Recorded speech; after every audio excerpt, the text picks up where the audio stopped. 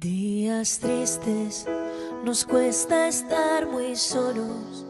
Buscamos mil maneras de vencer la estupidez. Meses grises, es tiempo de escondernos. Tal vez sea la forma de encontrarnos otra vez. Pero son las 8 y has salido. Aplaudir a tu ventana me dan ganas de llorar.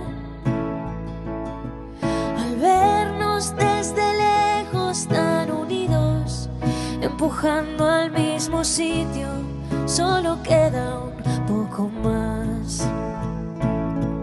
Volveremos a juntarnos, volveremos a brindar. Son las maravillas de Sagaró. Un café queda pendiente en nuestro bar. Romperemos ese metro de distancia entre tú y yo. Ya no habrá una pantalla entre los dos. Ahora es tiempo de pensar y ser pacientes, confiar más en la gente, ayudar a los demás. Mientras tanto, otros cuidan los pacientes, un puñado de valientes que hoy tampoco dormirán.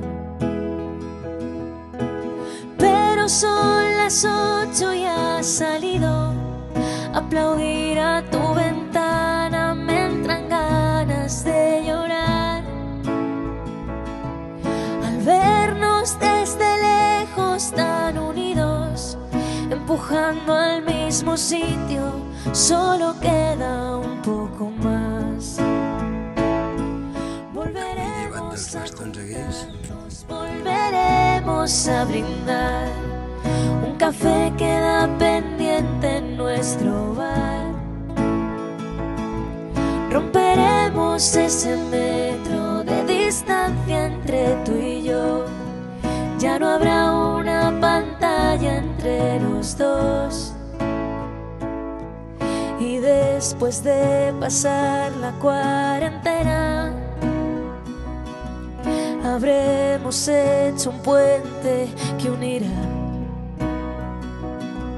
mi puerta al empezar la primavera y la tuya que el verano me traerá. Volveremos a juntarnos, volveremos a brindar. Un café queda pendiente en nuestro bar. Romperemos ese metro de distancia entre tú y yo. Ya no habrá una pantalla entre los dos.